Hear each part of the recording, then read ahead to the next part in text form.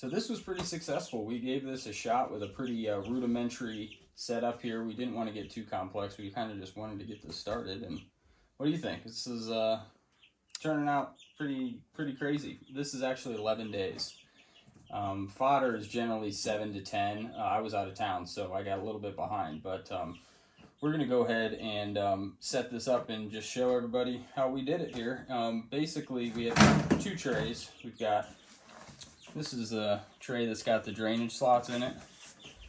And then the underneath trays we've got are completely solid, so that'll catch the water. And let me pull this out real quick. I'll just show that. The root system. So they're coming through there. You can tell they're getting a little bit big for the tray. But all I did, there's a little bit of water in this. So you can get away with not having like some elaborate drainage system. And I just cut some 2x4 block. And that's how we decided to just get the process started without trying to set up something too crazy. And it worked out just fine. As you see, you're not going to overflow these unless you're going berserk with watering, which definitely not necessary. What we've grown in here is we have sunflower, whole barley, whole oats, and whole wheat. So that's the 4 grains that we can get in bulk locally. I believe the other one we can get was was it soy? No, they don't have soy there. There's another one there. I think you can do just about any kind of grain that will sprout. Like you could do amaranth or amaranth, yeah. Maybe. Do they sprout alfalfa? Millet, I think. Stuff like that. Yeah, there's a lot of options. You know, you can get creative. There's probably 20 different seeds that you could have no problem feeding your chickens and going through that. So I was curious if maybe you could do it with chia seeds. I don't know if those will sprout. As long as they've got to be whole, right? So they got to be unprocessed chia seeds. So but I don't know if we could get those in bulk. But we just got 50-pound bags.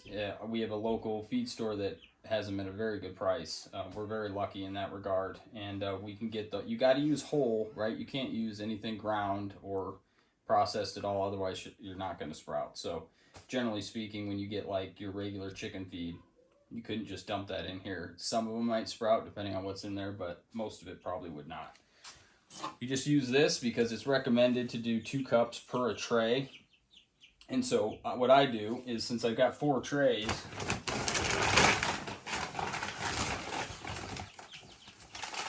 I just get a full 2 cups of each one.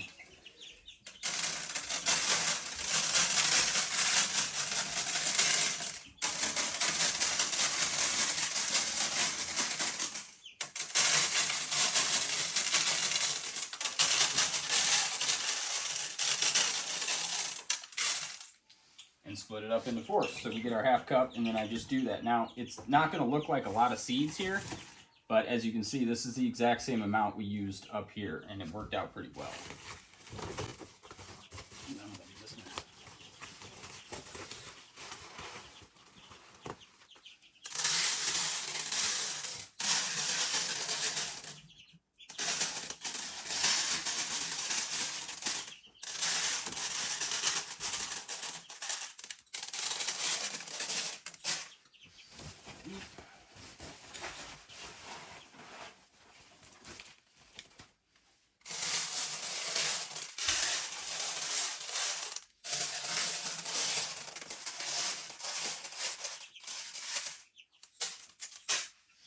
Last one is our oats.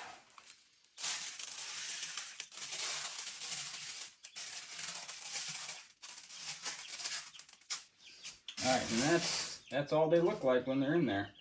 And I just mix them up a little bit.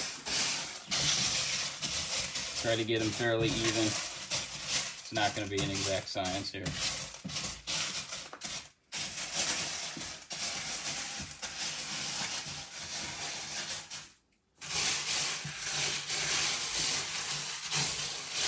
A little light on sunflowers in this one.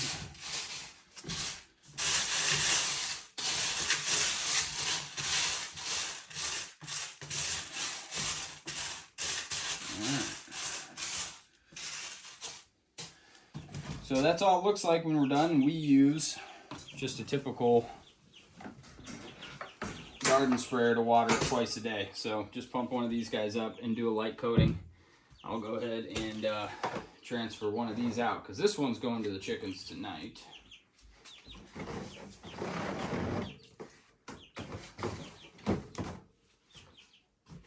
Slide them under here. And you should drain this, but for time's sake, I'll drain that here in a little bit. We just do nice, even spray over all of it. Again, you don't need to go crazy. We don't. Just make sure everything's good and watered. That's basically all it takes to grow the fodder. So this was really cool for us because we were kind of getting stuck on like how to make a good drainage system because obviously this is inside the house. We don't have like a gravel floor or something in here. So we didn't want to make a mess, but this worked out just fine. As you can see, there's nothing wrong with this. I think the only weakness we have as I look through here is on this patch is actually perfect to show. We've got quite a few sunflower seeds in there that are either just now sprouting or haven't sprouted yet. So we'll have to keep checking on the sunflower seeds. I think they're my lowest germination. In the chat rooms of people discussing fodder, there's specific formulations that people will use because of the not the germination rate necessarily, but the time which it takes for the seed to germinate. They all will germinate at different times, and so sunflowers typically take the longest. Okay, and also it's thing, you know, we bought these sunflower seeds like 9 months ago. These are the oldest. These are all very recent purchases. Sunflower seeds are the oldest as well. So I don't know if that. I mean, I don't know anything from anything, but I thought that's what I remembered. That sunflower? Okay, well, I didn't even look that up. I had these on hand, so I figured we'd try to throw these in here, but maybe we'll substitute that out. Well, I mean, they're still fermented, right? And yeah, they're still going to be positive. Yeah, no, I think it's a good thing. Absolutely. So, you know, this is very pretty. It's not super dense, so maybe we'll try to go up maybe another half a cup in each one. What do you think? I think they came out great. They came out pretty good, yeah. And the only issue I had was that it looks like in certain areas there's patches where for no reason really you have just a smaller amount of germination, whether it didn't get equal watering. Yeah. There might have been some pooling, maybe like you see here, because these trays are grooved, right, so they can drain.